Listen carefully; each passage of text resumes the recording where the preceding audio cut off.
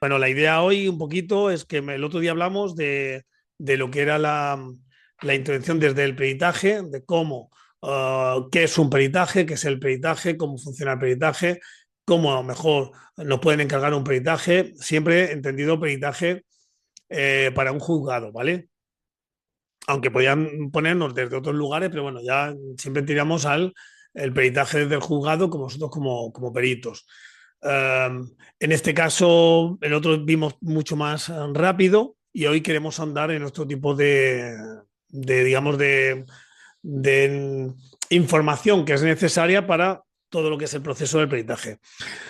Contar que uno de los problemas que tenemos cuando somos peritos o que más miedo nos da es presentarnos ante el juzgado, ante unas personas que están acostumbradas a estar todo el rato haciendo preguntas X y que nosotros estamos fuera de ese contexto generalmente de intervención, pero que eso se va venciendo con el tiempo y que al principio cuesta, pero al final le vas venciendo. Y que nosotros como peritos, ya lo dije la otra vez, podemos dar una información concreta que pueda ayudar al juez a tomar una decisión. Pero eso no significa que lo que nosotros pensemos es lo que el juez va a tomar la decisión. Quiere decir que a veces iremos de perito y nosotros diremos una cosa y el juez tomará otra decisión totalmente diferente.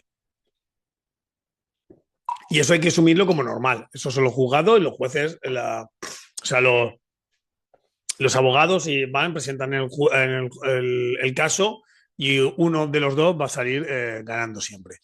Bueno, hoy, y yo sé que hablo mucho y luego me preparo muy poquitas ponencias y me lío a hablar y no me da casi tiempo, pero hoy quiero tener claro lo que es la conciencia de perito, conocer las fases del proceso pericial, identificar competencias clave que podamos tener y explorar salidas profesionales. ¿Qué debo conocer para empezar mi labor de peritaje social en España? ¿No? Me imagino que en todos los países serán más o menos iguales, pero al final tenemos que tener en cuenta un poquito la ley y el contexto donde estemos nosotros. Vale, para no irme muy mal de tiempo, decir, actualmente los requisitos en España para ser perito, primero estar dada de alta en la seguridad social. Abajo pongo jugar todos con las mismas reglas dentro del ejercicio. Tiene que ver que generalmente para hacer una actuación empresarial en España o laboral o como queramos llamarla, todas las personas tienen que estar de alta en la seguridad social.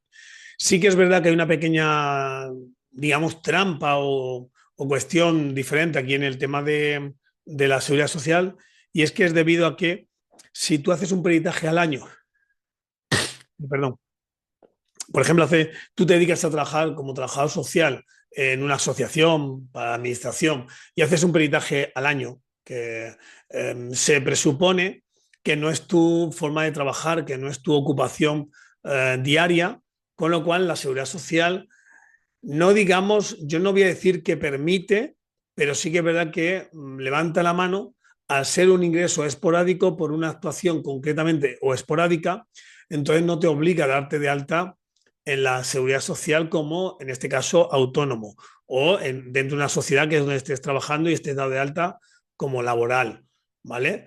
Pero sí que es verdad que si haces 12 peritajes, aunque esos 12 peritajes no lleguen a un dinero concreto y aunque no te dé casi a veces para pagar entre unas cosas y otras y no tengas ganancia, ahí sí que tener mucho cuidado porque lo que la seguridad social dice es que tiene que ser algo esporádico el trabajo para entender que no estés dado de alta en la seguridad social.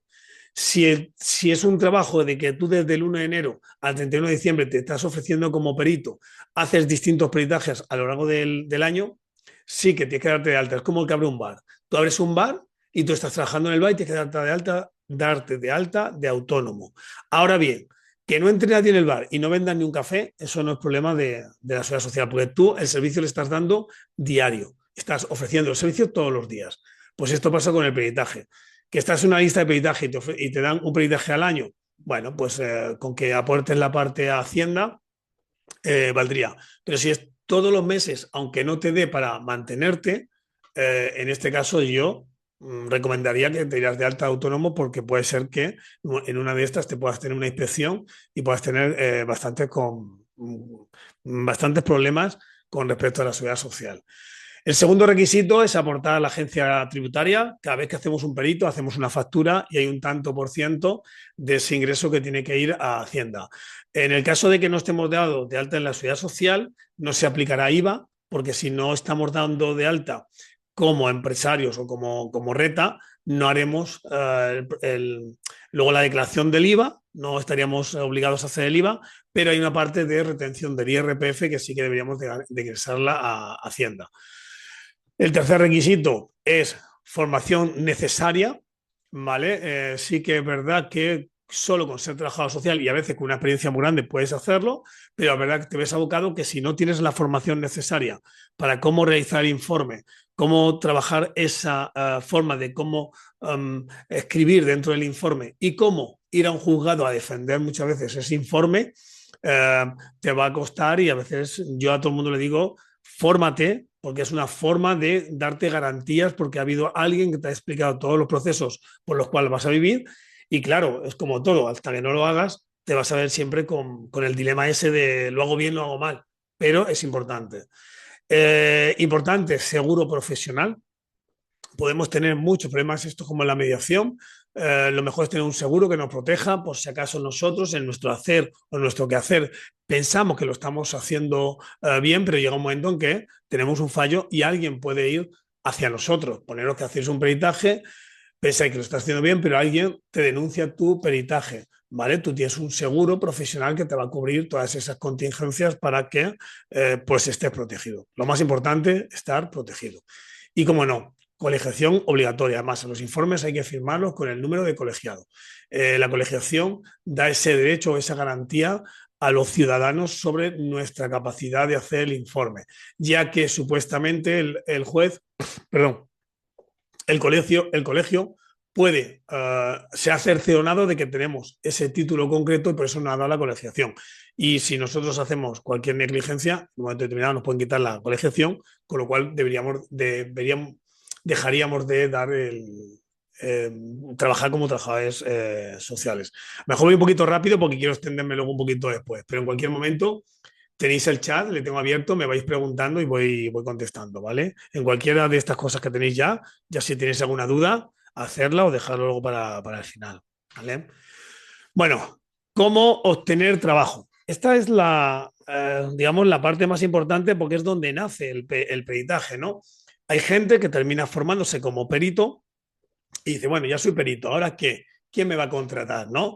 Pensar todo lo que, si habéis tenido ya trabajo, habéis hecho para poder encontrar un trabajo, crear el currículum, echar ofertas de trabajo, buscar empresas que tuvieran esas ofertas de trabajo, pasar las entrevistas, pues todo esto pasaría igual con el tema del peritaje. La gente piensa que tú montas tu empresa, te haces unas tarjetitas y muchas veces ya está, ¿no? Hay un proceso bastante grande hasta que por fin empiezas a recibir.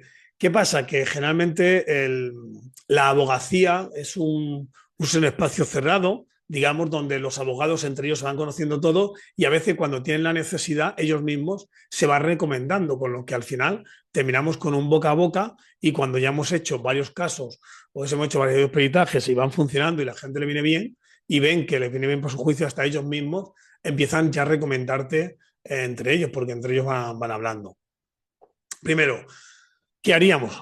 Pues está claro que una de las primeras cosas que hacemos una vez que tengamos el peritaje y queramos empezar a hacer peritaciones, pues como no, publicidad, ya sea por redes sociales, me creo una página de algún lugar y voy creando contenidos hasta que la gente va viendo mi contenido o voy etiquetando a personas. La radio es uno de los medios más fáciles de llegar, casi todo el mundo escucha la radio, dependiendo de la zona, es una forma bastante importante. El buzoneo, ir a todos los abogados de toda tu zona que tengas allí y presentarle una carta con los servicios que ofreces como peritaje. Sería también importante decir, bueno, ¿cuántos abogados? Yo hablo desde Talavera de la Reina. En Talavera de la Reina hay 500 abogados. Pues bueno, 500 cartas y a cada abogado le mando esta carta y una carta bien elaborada de cuáles son los servicios que puedo ofrecer y en qué tipo de juicios. Sabéis que luego están los juicios civiles, tema de matrimonios y demás, o juicios penales, o juicios sociales, pues dependiendo de un lado o en otro, pues vas dando unos servicios o vas dando otro. Una cosa muy importante es el listado de peritos. Generalmente esto lo hacen los colegios de trabajadores sociales, por lo menos en Castilla-La Mancha. El juzgado de Albacete, que es donde está la audiencia la más importante de toda de Castilla-La Mancha, pide al Colegio de Trabajo Social de Castilla-La Mancha un listado de aquellos peritos que podían dar esa formación. Y el propio colegio exige tener una formación concreta, tener el seguro y estar colegiado. Y a partir de ahí entras en el listado. Generalmente son muy poquitas veces las que llaman desde los listados de periciales porque lo tiene que tener muy claro el juez como que es necesario el perito para solicitarlo. Pues si no es una parte u otra, pues el juez a veces no lo solicita. Yo ya ni me apunto muchas veces en el listado porque se me olvida o porque te lo mandan y al final no lo hace porque desde que yo llevo como formado en perito, que puede ser desde el año 2004 creo que fue, estamos hablando ya bastante años, me he metido en las listas y nunca me han llamado desde el listado. Sí que conozco gente que les han llamado desde el listado de peritos. Otra opción que yo hice en su caso fue acercarme aquí a los juzgados de Castilla, de Talavera la Reina, hablar con el juez decano y hablar con el secretario del juez decano. Y ellos sí que ahí le entregamos una carta en la cual son los servicios que ofrecemos como peritos y ellos lo tienen en cuenta porque si a veces, pues dentro del juzgado, ese secretario del decano se lo pasa a todos los secretarios. Y a veces sí que los jueces necesitan un perito y ellos en un momento determinado, pues dicen, pues mira, estaba que, bueno, pues ellos esa información la tienen y te pueden llamar directamente, aunque a veces no están en listados, están en sus propios listados que ellos tienen, ¿no? Como he dicho, otra parte también importante es el puerta a puerta, ir a los abogados, llamarlos, pedirlos media hora y explicarle qué servicios pueden dar y qué pueden ganar sus clientes si contratan los servicios de un peritaje. Como digo, siguiente es el boca a boca, que es entre clientes y abogados. Una vez que tú ya has ido a un juicio y el juicio, lo que tú has aportado le ha venido bien a esa causa para a uno de los abogados o el cliente, a partir de ese abogado te tiene en cuenta y si sigue muchos más procesos de ese tipo, seguro que te va a llamar para poder ver cómo afrontarlo, ¿no? Y otra también es las reuniones y eventos. Nosotros aquí en Talavera organizamos en el Colegio de Abogados, pedimos a la decana del Colegio de Abogados que nos dejara un espacio para invitar a un café a todos los abogados y a todos los abogados en su casilla le dejamos un documento. Entonces estuvimos una mañana allí, todos los abogados venían, le invitábamos a un café y hablábamos. En aquel momento fuimos dos peritos sociales y un perito psicóloga y estuvimos exponiendo qué es lo que podíamos hacer, se llevaban las tarjetas y demás, ¿no? La primera parte, cómo el teletrabajo no es tan fácil de meter en el listado y ya está, ¿no? O sea, hay un gran trabajo de marketing y de moverte para poder encontrarlo. Y como pongo abajo, el objetivo es que nos conozcan, sepan cómo actuamos y las soluciones que damos. No es tanto nuestra pericia ya, sino que sepan que los trabajadores sociales podemos hacer esto y qué aportamos en un caso cualquiera o en un juicio o en una demanda, o sea, qué aportamos nosotros. Por ejemplo, una cosita que aportamos muy bien tiene que ver con las aseguradoras. Cuando una persona tiene un accidente de tráfico, por ejemplo, y puede quedar en silla de ruedas, nosotros como profesionales del trabajo social podemos hacer una valoración de cómo tiene que ser su casa, cómo tiene que adaptarse su casa y cómo ha cambiado a nivel social esa persona para poder valorar si la indemnización puede ser más grande, más amplia o no. Y ahí vemos, por ejemplo, pues podemos valorar que esa persona al tener una silla de ruedas ya no puede hacer actividades sociales que hacía antes, actividades de ocio y ese accidente no solo ha dejado en silla de ruedas a esa persona, sino que mentalmente le ha eh, privado de un montón de acciones que hacía antes que ahora pues hay que tenerlas en cuenta a la hora de valorar este peritaje, ¿vale?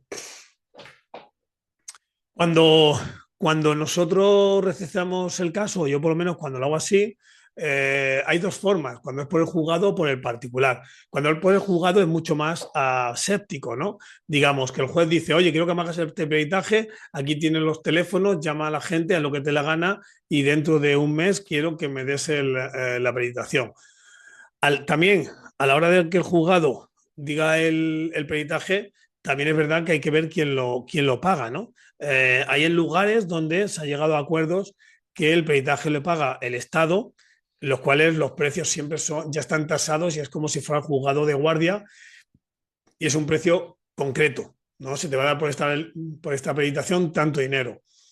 O en otros casos el propio juez dice que se haga y va a decidir luego en el futuro que las costas puedan entrar en la parte del juez, o sea, en la parte de... Porque él piensa que esa prueba es necesaria para el juzgado y se la pone como costas a la parte que demanda o demandante, o eso ya ahí sencillamente ya depende de ellos, de jueces y abogados a la hora de pedir la indemnización de las costas de los juicios. O de modo particular. De modo particular, tú le puedes presentar, puedes ganar el juicio y tú estás, digamos, haciendo tu factura hacia el cliente o hacia el abogado. Eso ya tenéis que hablarlo, porque a veces que el abogado dice, no, cóbramelo a mí, que yo luego se lo meto dentro de la minuta al cliente o que te lo pague directamente el cliente y luego yo ya le hago mi minuta con mis cuestiones, ¿no? ¿Y por qué digo que es diferente? Porque sí que es verdad que cuando es particular es como mucho más cercano la petición que estamos hablando. Cuando es desde forma particular, el propio abogado te llama y él a veces te dice qué es lo que él ha pensado y luego tú a partir de ahí pues tienes que tomar tus propias decisiones para decidir si sigues adelante con el caso o no. Y ahí es donde trabajamos con el análisis del objetivo de la pericia, ¿no? Que en muchos casos digamos, Uy, perdón, que se ha ido por adelante. En muchos casos el abogado viene con una cosa muy concreta que quieres y a lo mejor tú cuando llegas le dices, oye, no, es que yo no puedo hacer esto que tú me estás pidiendo, yo puedo valorar sobre esto y no sobre otra cosa. Y a partir de ahí, de que vemos que ellos, o que nosotros vemos cuál es que ahora vemos lo que es el objeto pericial, vemos que se puede realizar, aceptamos formar y empezamos a planificar y es lo que llegamos a aceptar el caso. El hecho de que nos llamen no significa que vamos a aceptar el caso. Tenemos que ver nosotros capacitados y sobre todo muy importante, ser honesto con la persona. Oye, me has contratado, me da igual, yo creo que mi informe no te va a valer para nada, pero lo que hago es simplemente, pues bueno, pues tengo trabajo y ya, bueno, pues luego ya en el juicio si le pierde, pues es cuestión tuya, ¿no? Hay que ser honestos con los clientes con los que estamos trabajando, ¿vale? ¿Qué es el objeto de la pericia? Bueno, pues el objeto de la pericia no es otra cosa que, digamos, la cuestión, o sea, es la cuestión concreta que el órgano judicial o la parte solicita que el perito analice desde un conocimiento técnico. ¿Vale? Nosotros no juzgamos el caso. Nosotros no somos parte de cuál es la demanda, sino que nosotros hay un hecho muy concreto que es donde vamos a hacer esa pericia, ¿no? Y es donde nosotros tenemos que trabajar y ajustar nuestro informe, ¿no? Por ejemplo, eh, la pericia debe ser concreta, tiene que ser delimitada, relacionada con lo social, eso es muy, muy claro, ¿no? Y vinculada a ese proceso judicial. Por ejemplo, imaginar que me he puesto aquí unos ejemplos, custodia o familia. Pues valorar la situación sociofamiliar del menor y analizar las condiciones de cuidado y de apoyo familiar existente en cada progenitor. Ese es nuestro trabajo. Luego, seguro que en esta custodia familiar se está dirimiendo si la persona o no la persona tiene capacidad para poder hacerla. Pero nuestro trabajo es valorar la situación sociofamiliar. O sea, si realmente esa familia, ¿vale? Económicamente está bien, socialmente está bien y familiarmente está bien, ¿vale? Analizar las condiciones de cuidado y apoyo familiar existente en cada progenitor. Valorar si cada progenitor tiene, digamos, características concretas o condiciones concretas de cuidado. Otra que podemos verle, por ejemplo, puede ser en conflictos familiares con adolescentes. Pues analizar la situación sociofamiliar del menor y la dinámica relacional existente en el núcleo familiar, identificando factores de riesgo y de protección. ¿No? Nosotros eso es lo que tenemos que valorar. Si realmente existe, o sea, analizar esa situación sociofamiliar y si existen en el núcleo familiar esos factores de riesgo y esos factores de protección. Por ejemplo, si vamos a hablar de la vulnerabilidad social, analizar la situación social, económica y familiar de la unidad de convivencia a efecto de valorar su situación de vulnerabilidad. Nosotros, el objeto es una cosa muy concreta. Nosotros ya no vamos a entrar si hay dinámicas de un lado, dinámicas de otro. Tenemos que valorar si ese hecho en ese momento está concreto. Por poner último, procedimientos penales. Valorar el contexto sociofamiliar del investigado y los factores sociales que puedan influir en su situación personal y familiar, ¿no? Es decir, bueno, quería poner unos ejemplos para tenerlos en cuenta de qué es ese objeto pericial y que a veces es la clave de aceptar el proceso. Yo cuento uno de mis casos, era habían hecho una retirada de custodia de de cuatro menores y el hecho pericial era si realmente esa familia tenía, por lo que hemos hablado ahora, si tenía capacidad para poder seguir educando a sus cuatro hijos a niveles económico, social, familiar, de vivienda, etcétera, etcétera. Y la relación existente entre ellos para saber que no había un riesgo en cuanto a las conductas de los padres y madres con respecto a sus hijos, ¿no? Entonces, tenemos que centrar cuál es el objeto. Entonces, cuando yo voy al juicio, yo lo tengo que dictaminar como perito, o sea, dictaminar, yo lo que tengo que poner, mi valor como perito es en esas circunstancias concretas. No valorar si es bueno o es malo, o es mejor o peor, o ir contra otra gente. No, no. Y yo tengo que dar mi información sobre eso, ¿no? Es decir, si estas condiciones concretas en la situación actual son las idóneas y no idóneas para la educación de los niños dentro de esa familia, ya sea social, económica y demás. Y luego poner valoración sobre ese objeto en el que estoy haciendo la pericia, ¿vale? Una vez que nosotros, como la otra vez, tengamos el caso, yo creo que aquí, a diferencia de la otra ponencia, aquí le doy más énfasis, es importante el tema del estudio del expediente, ¿no? De decir, ¿cómo vamos a hacer nosotros o cómo vamos a ir viendo toda la información? Ahí entra la parte nuestra de todo lo que nos han enseñado de investigadores, ¿no? Entonces, primera cuestión, que nos den el expediente y estudiar el expediente. Ya sabemos para qué vamos a hacer la pericia, ahora tenemos que ver el expediente. Imaginad que estamos viendo el expediente y hay informes de otros profesionales del trabajo social donde apabullantemente hay un montón de información donde dice claramente que esa persona, pues bueno, yo qué sé. Eh, Poneros esto es un ejemplo bestia, no ha existido nunca, por lo menos yo no lo he tenido de momento, ¿no? Vemos que el padre, yo qué sé, sistemáticamente pegaba a la niña y en el último mes han ido 4 veces al hospital. Una de ellas presentaba quemaduras de cigarro en el brazo. Pues si yo veo ese caso directamente, le digo directamente al este, no, no, están mejor, ojalá estuvieran mejor en su familia, pero no, yo creo que si esa es la situación, es muy complicado, ¿no? Entonces, estudiar bien el expediente. En el expediente va a haber un montón de informes, un montón de documentos.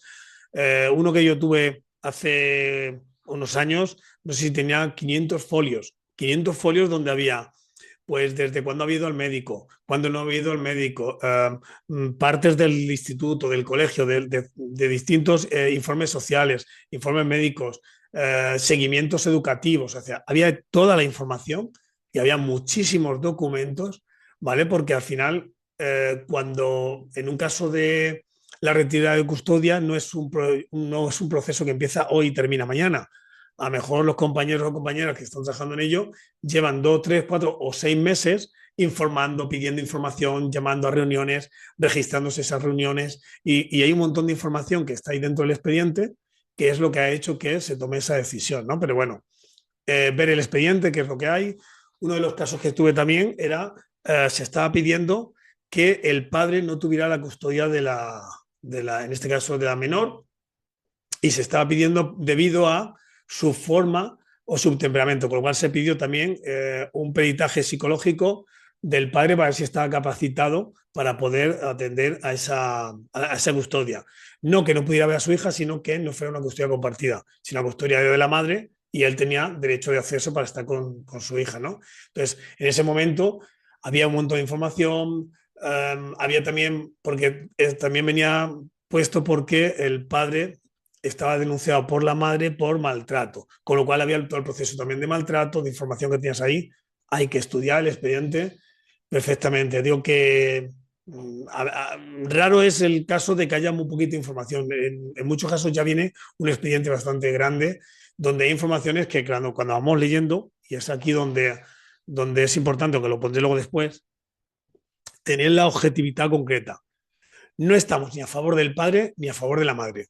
Somos peritos y tenemos que intentarlo. A mí me ha contratado el padre, me ha contratado la madre, me da igual. Soy perito, tengo que ser nada de una unión emocional con la persona que me ha contratado los servicios. Mi trabajo no es hacer que mi cliente, en este caso, sea culpable o no. O sea, un abogado, aun sabiendo que su cliente es culpable, tiene que intentar defenderle y intentar que las otras pruebas no existan o hacerla que no estén bien para que gane el juicio. En nuestro caso no, en nuestro caso no estamos para ganar juicio, estamos para dar una veracidad en la información, ¿vale? Por eso es importante esa visión a veces cuando estamos leyendo el expediente de, a ver, yo no estoy aquí porque me pague esta persona, sino estoy aquí porque tengo que hacer un trabajo pericial. Siguiente, otras fuentes, igual, te puedes ir estudiando otras fuentes que puede ser la jurisprudencia. Yo, cuando veo el caso, investigo. Sí que es verdad que como profesionales nosotros no tenemos acceso a toda la jurisprudencia que pueda existir, como tienen los abogados, que tienen un lugar donde se cuelgan todas las sentencias y pueden acceder a ella, pero sí que es verdad que nosotros podemos hacer una buena búsqueda por Internet e ir buscando documentos, PDFs que pueden en muchos sitios, viendo registros, como, o sea, hay muchísima información dentro, cómo se ha ido un caso, ha ido otro, ¿no? Para ver cómo ha ido funcionando ese peritaje, que nos venga bien a nosotros esa información. Y a veces, si encontramos algún juicio o alguna cosa que salga, pedirle hasta al propio abogado, si él tiene acceso a esa sentencia, poder tenerla para ver cómo ha ido funcionando. No es solo dedicarnos al peritaje, sino que vamos cogiendo otras informaciones que nos va a venir muy bien para nosotros luego defender nuestro diagnóstico que vamos a hacer dentro del informe, ¿no? Y ahí lo vamos a ir trabajando, es de limitar todas las hipótesis. Nosotros vamos a ir viendo, bueno, esto es de una forma, esto de otra, todo eso lo vamos escribiendo. Yo sí que soy muy de ir dejando todo registrado, toda la información, y al final es bueno o malo, porque al final te encuentras con un montón de información que he ido escribiendo, alguna que la has escrito al principio y que cuando he ido leyendo más, luego te das cuenta de que esa información ya no te valía o se ha cambiado tu forma de cómo ves la información, pero es importante dejar que nosotros vayamos trabajando esas hipótesis para, según vamos analizando el caso, poder saber hacia dónde vamos a escribir el informe. Como digo antes, nosotros cuando leemos el primer documento dentro del expediente, tenemos un punto de vista, cuando hemos leído 60, pues ya tenemos otro punto de vista y lo vamos haciendo. Y a partir de ahí vamos diseñando la metodología. Pues una vez que he visto los expedientes, he visto la jurisprudencia, pues a ver, he ido creando una hipótesis y digo, pues tengo que entrevistar a este, ¿no? Y a partir de ahí vas trabajando a quién vas a hacer las entrevistas o la información que necesitas para poder hacer una buena peritación, ¿no? O en un momento determinado encuentras un informe dentro del estudio, dentro del expediente, sobre el colegio, que hay algo que te chirría, ¿no? En un momento determinado tú puedes llamar al colegio, hablar con ese profesional, oye, soy perito, estamos en un juzgado, estamos en juicio, me gustaría que me aclararas este documento, ¿no? Y esa es información que nosotros tenemos que trabajar luego en nuestra metodología para ir creando el trabajo. Y delimitar los tiempos, no tenemos toda la vida de investigación, ¿no? O sea, decir cuándo es el juzgado, cuándo es el juicio, cuándo hay que presentarlo y saber cuánto tiempo tienes que ir trabajando a cada cosa, ¿vale? Cuando hablamos de las entrevistas, que son las fuentes primarias, las fuentes secundarias son toda esa información que existe y que podemos utilizar, pero sobre todo las fuentes primarias, digamos que vamos a recogerla desde distintas técnicas, ¿no? Desde visitas domiciliarias, desde entrevistas con otros profesionales, entrevistas individuales, entrevistas conjuntas. A veces sí hace falta hasta un grupo de trabajo en donde podamos ir hablando. Puede haber muchas de estas acciones. Yo hablo todo el abanico en grande, un montón de cosas, pero al final te ciñes, a veces por el tiempo, a poco más que hacer la entrevista a la persona que te ha contratado los servicios. Si es un tema de un divorcio, un matrimonio que se está separando, si hablas con la otra persona, mejor la otra persona te dice, el abogado le dice directamente no hagas la entrevista, con lo cual tú no tienes la información de la otra persona y a veces queda limitado porque a lo mejor también tienes que hacer entrevista a familiares que no puedes o vienen cercadas, ¿no? Pero es importante que podamos tener esas entrevistas porque cuanto más información o mejor metodología de captación de la información tengamos, más viabilidad, o sea, más veracidad, perdón, va a tener al final nuestro diagnóstico y nuestras conclusiones. El objetivo es obtener y registrar toda la información posible. Aquí, pues si tenéis todos móvil con grabadora, grabarlas. Nada de la información se me queda en la cabeza. Perdone, y en la que empezar la entrevista, buenos días, buenos días. ¿Le moleste que grabe esta? ¿No? ¿Me da usted su autorización para poder grabar esta conversación? Sí, sí, perfecto. A hacer la entrevista, ¿vale? Sí que es verdad que legalmente podemos grabar todas las entrevistas donde nosotros estemos siendo protagonistas, pero es bueno avisar a la otra persona que vamos a grabarla y se graba. Y luego la escucharemos tantas veces nos haga falta, pero la tendremos ahí y sería parte del expediente que estamos haciendo para poder hacer el informe. ¿Vale? Eh, esta parte, digamos, a ver, no hay ninguna parte más importante que otra, ¿no? Porque si no tienes caso al principio para conseguirlo, no tienes trabajo. Si no te llega el expediente, hacer lo que es la pericial, o sea, la prueba pericial, o sea, el objeto pericial, si no tienes nada, no, o sea, todo es importante dentro del proceso. Pero esta, para mí, dentro de la metodología, creo que es donde realmente se construye ese informe que luego vamos a ir a defender. O sea, aquí es donde realmente nosotros unimos todos los cabos, todas las informaciones, para que al final podamos redactar lo que es el informe. Y esto es como, imaginaros, cuando vemos en las películas una investigación que van poniendo clip, las fotos, va tirando cuerdas, va uniendo una cosa con otra. Esto es, el proceso de introspección es, ya tenemos toda la información, con el estudio del expediente, las pruebas secundarias, que tiene que ver con todo lo que se ha podido del mismo estilo realizar. Luego tenemos todas las primarias, con las entrevistas, con toda la información que hemos ido recabando nosotros haciendo las preguntas que hemos haciendo. Y ahora tenemos un montón de información y tenemos que ver cómo trabajamos esa información. Y aquí es el punto clave, ¿no? Primera cuestión, bueno, es un punto de introspección, es, a ver, toda la información que yo tengo. Ojo, muy importante, la información que yo tengo y mi cultura, ¿vale? Porque, como pongo ahí en la cuarta parte, el cuarto guión, mirada pericial social. A veces nosotros tendemos a, eh, a cosas que puedan ser evidencia o pueden ser hechos, a juzgarlos directamente nosotros por nuestros propios valores. Y pasa de ser un hecho concreto a una valoración nosotros sobre el hecho, ¿no? Es decir, cuando ya vemos si eso es bueno o es malo o directamente es un hecho que ha pasado. Entonces, hay que tener mucho cuidado con esto y saber cómo quitar nosotros de ahí, ¿no? Es decir, cómo salir nosotros de nuestros propios principios, de nuestros propios valores para que a la hora de crearlo todo el documento que vamos a hacer y vamos a firmar, se vea lo más profesional o aséptico posible. Bueno, primero, estudio de evidencias. Nosotros, cuando hemos leído el expediente, cuando hemos haciendo preguntas, hemos ido cogiendo cosas que han pasado, ¿no? Es decir, esas evidencias de. Voy a poner un ejemplo, ¿no? Se está dirimiendo si el padre se ha preocupado en la educación de sus hijos o se ha preocupado la madre para, en una separación, que el padre pueda tener la patria potestad, o sea, la custodia compartida, o no pueda tener la custodia compartida de su hijo, ¿no? Y claro, se está diciendo que el padre nunca fue a las reuniones, ¿no? Un estudio de evidencia nos diría que las reuniones se hacían a las 6 de la tarde y el hombre venía de trabajar a las 8 de la tarde, ¿no? Pero, por ejemplo, veríamos cómo a todas las actividades de los fines de semana es el padre el que acompaña. Con lo cual, lo que podemos entender es que hay una evidencia clara que debido a cuando el matrimonio iba bien, cada padre iba asumiendo unas actividades concretas de su hijo dependiendo del tiempo que tenía. Eso es una evidencia, ¿no? Porque podemos ver que debido a las horas de trabajo, el padre no podía ir a las reuniones con el colegio, que siempre suelen ser en horario escolar, ¿vale? Porque los profesores, pues al final es su horario de trabajo, y sí que va la madre que está librando, pero el padre no va. Pero en cambio, cuando los dos están librando, el padre asume también un rol de educación yendo a esas actividades, con lo cual vemos un hecho y ese hecho es una evidencia que nos puede llegar a nosotros a decir, no, no es que no se preocupara, ¿no? Por ejemplo, la madre va a todos los reconocimientos médicos porque son por la mañana y puede coger esa hora libre para ir a hacerlo debido al trabajo que tiene, el padre no, pero en cambio, cuando a las 10 de la noche el niño se hace daño, el que va a urgencias es el padre.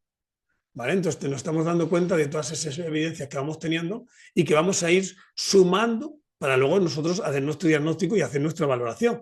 Con lo cual diremos, no, aquí no ha habido una dejadez del padre con respecto al niño. Ha habido una distribución de acciones concretas y que cada uno lo ha ido asimilando según la necesidad y según su disponibilidad. ¿Vale? Entonces eso es importante. Y ahí es donde vamos desgranando todos los hechos.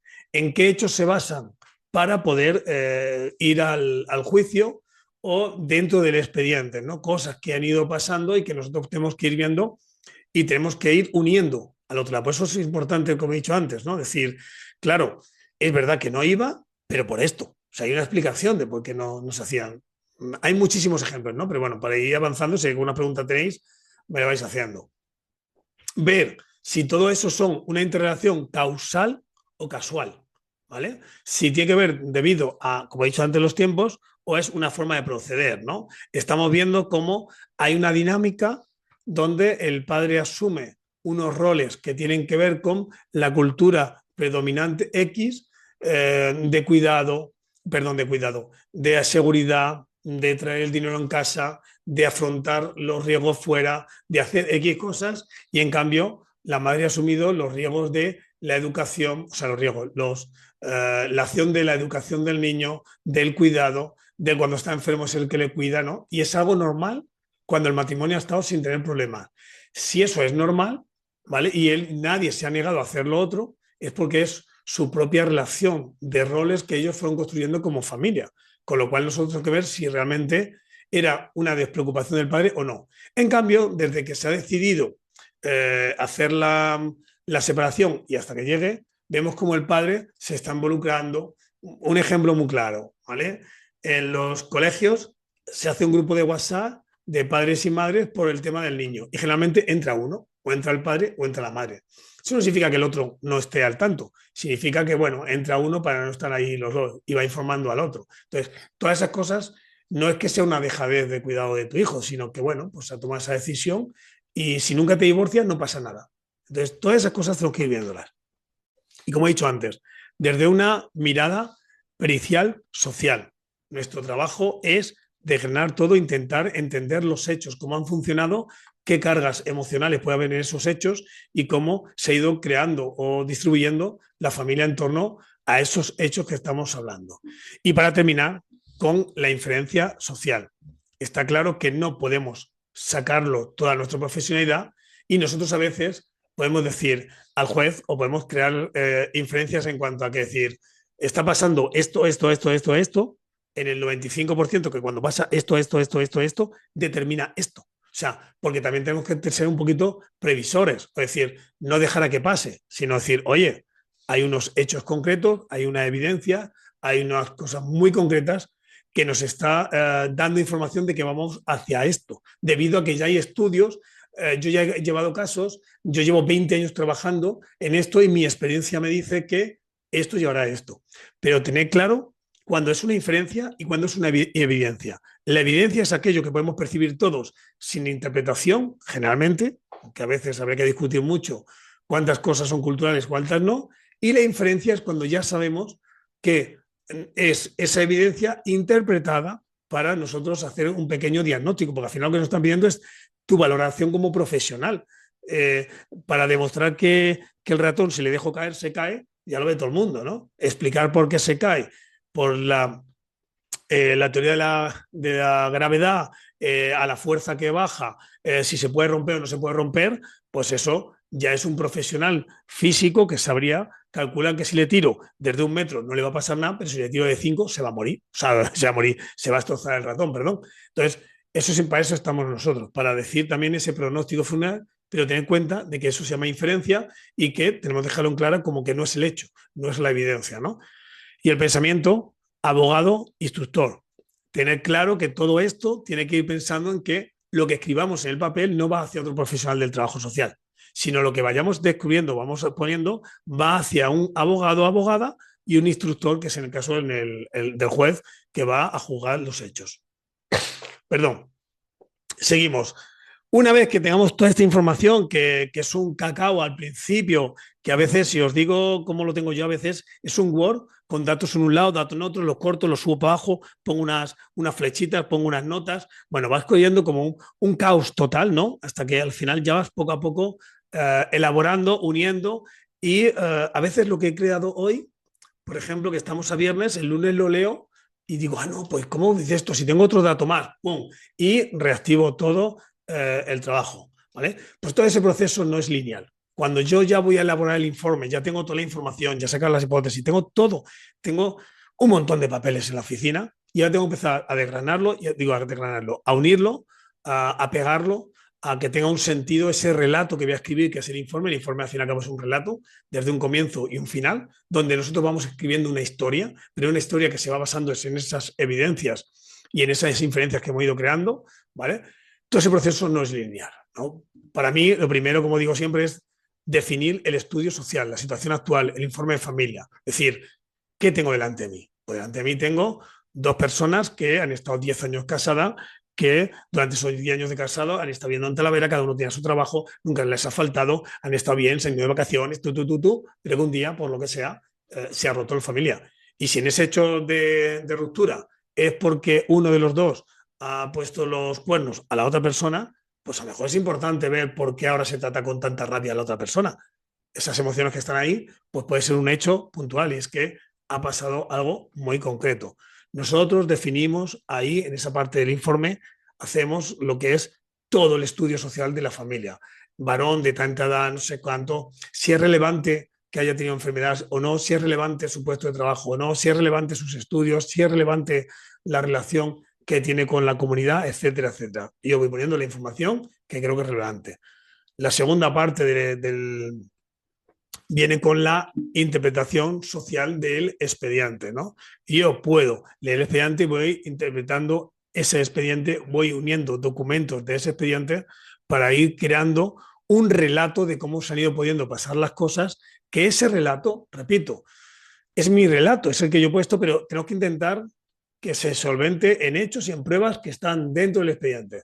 Según el párrafo cuarto, en la línea, según la línea segunda del párrafo cuarto del documento no sé qué, del informe de tal, tal, tal, y pongo la frase a veces entrecomillados porque es literalmente esa frase, de aquí se desprende tal, tal, tal cosa, ¿no? Decía, a la hora de crearlo el informe, nosotros vamos desarrollando eso bastante bien, como digo, porque nosotros tenemos que ir uniendo toda esa información hasta que, digamos, hacemos ese relato que llega hasta el final, que es la interpretación diagnóstica, que tiene que ser con el informe. O sea, cuando yo llegue a la interpretación diagnóstica propia del perito, tiene que verse como todo lo de arriba tiene un sentido, ¿no? Imaginaos una novela que están contando, yo qué sé, sobre la Segunda Guerra Mundial y cuando pasas a un capítulo, de pronto te hablan sobre la Edad Media y dices tú, bueno, y aquí ahora como... Y no hay ningún enlace a lo anterior.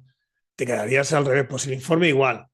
Desde hacer la primera estudio social, la interpretación diagnóstica, digo, social del expediente y luego la interpretación diagnóstica, tiene que venir un relato que cuando tú te lo estás leyendo el caso y te estás enterando de lo que estás viendo. ¿Vale? En esta interpretación diagnóstica, muy importante, como he dicho antes, incluir las fuentes. Nosotros, cada vez que tomemos o que hablemos algo, no, hasta si hace falta remitirnos al informe nuestro. Y según la información que está puesta en este informe, en la página tal, en el párrafo tal, en la línea tal, ¿vale? Es así, ¿vale? Se pone, y yo interpreto esta cosa, ¿no? O se puede ver cómo había una relación cordial hasta que llegó el hecho causante de la ruptura.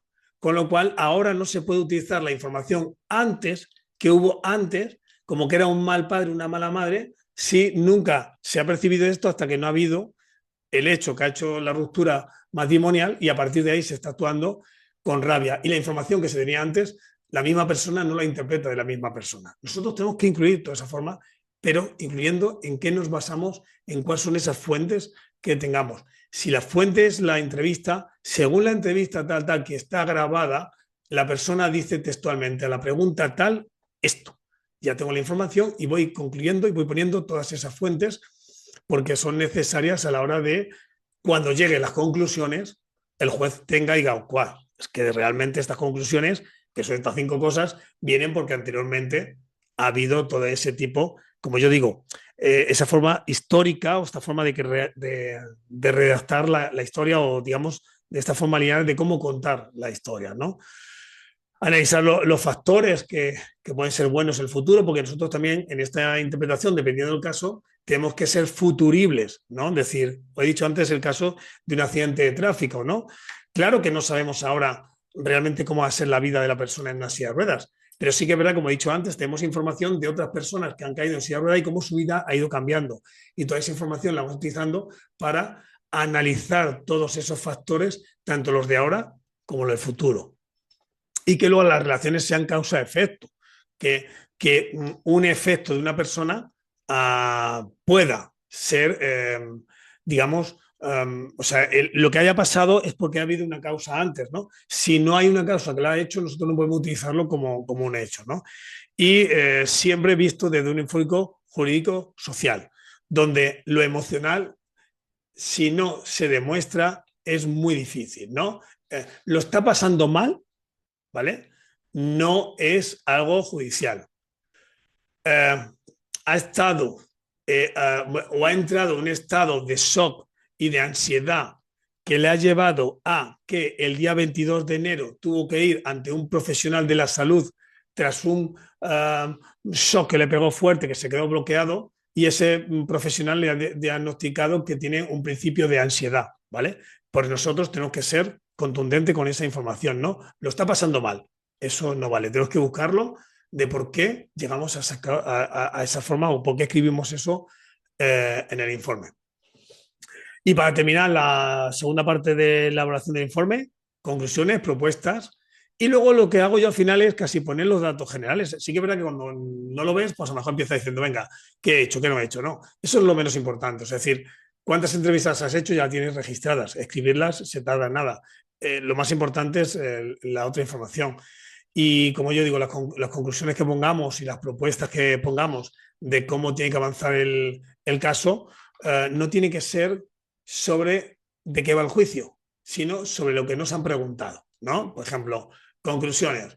Conclusiones. Se puede dictaminar tras este informe que las personas no tienen la capacidad económica para poder mantenerse de una forma individual, familiar, digamos, de una forma sin que nadie les ayude. Propuestas. Existen los servicios de Cáritas, Cruz Roja, que dan alimentos, así como el acompañamiento de tal, o existen servicios sociales públicos que se pueden hacer cargo de estas situaciones, con lo cual no es, aunque la conclusión diga que no tienen capacidad de poder hacerlo, nuestra propuesta es que se trabaje hacia una línea concreta porque existen esos servicios donde la persona puede acceder, ¿vale? Nosotros somos los expertos de lo social, con lo que debemos de ser claros en esa parte, ¿vale? Y ya lo último, para terminar, cuando vamos al juzgado, esto es lo que suele hacer un juzgado. Se abre el juicio, ¿vale? Y en el juicio, el juez se abre el juicio en no sé quién que demanda no sé cuánto, empieza a decir un montón de datos que tienen que ver con el registro del juicio. Una vez que se termina, le pregunta al abogado demandante, ¿ratifica no sé cuánto y todo? Como esos ya escritos ya están puestos, no se leen. Y si dice sí, se ratifica. Luego se pone... ¿Se ratifica la otra parte? Sí, vale. Interrogatorio de partes. A las partes, si ellos lo ven oportuno, interrogan a uno, interrogan a otro. Luego entrarían la parte de testigos. Interrogan a uno, interrogan a otra. Y luego entraríamos nosotros. Nosotros no podemos estar en la sala hasta que no somos llamados para no contaminarnos de cómo va el juicio. Cuando nos llaman, una vez que terminamos, nos podemos quedar dentro. ¿Vale? Entonces, nosotros en el juzgado, bueno, pues nos dan distintas preguntas y viendo que ya se nos va la hora, ¿vale? Y luego al final el juzgado se hacen conclusiones de parte, con lo cual tanto la defensa como el que ataca, digamos, o el acusador, dicen, pues, visto todo lo que hemos visto, esto, visto, bueno, y el juez dice, bueno, pues ya he recibido toda la información del juicio, ya lo terminaremos. Un pequeño apunte solo. En la parte del perito, generalmente nos pueden preguntar por primero quién nos ha llevado, que sería el primero que nos pregunta, porque es como que tú eres el que me llevas, pues tú eres el que me tienes que preguntar, por eso estoy allí. Luego nos haría siempre el otro abogado, da igual si sea defensa o acusador, sería el que nos haría la pregunta y luego podría hacernos, si hay fiscal, el fiscal, y el juez también podría tomar decisión, hacernos algunas preguntas. Con lo cual nos puede preguntar el abogado que nos ha propuesto, el abogado de la otra parte, el fiscal y el juez si existe en el esto. O puede ser que con el peritaje no se pregunte nada. Y cuento un caso. Yo fui en un lugar donde se puso el peritaje y la pericial, el juez decidió no tenerla en cuenta, pero sí preguntarme a mí. ¿Vale? Entonces yo entré a sala para que me preguntara el juez distintas preguntas de por qué había tomado la decisión esa pericial, aunque no la tenía en cuenta. ¿Vale? Lo digo porque son cosas raras, pero bueno, el juez es el que decide y te puede entrar a preguntar y tú entras. Esa cosa. Y por mi parte, nada. Sé que, repito, en una hora es muy, muy complejo poner todo, pero bueno,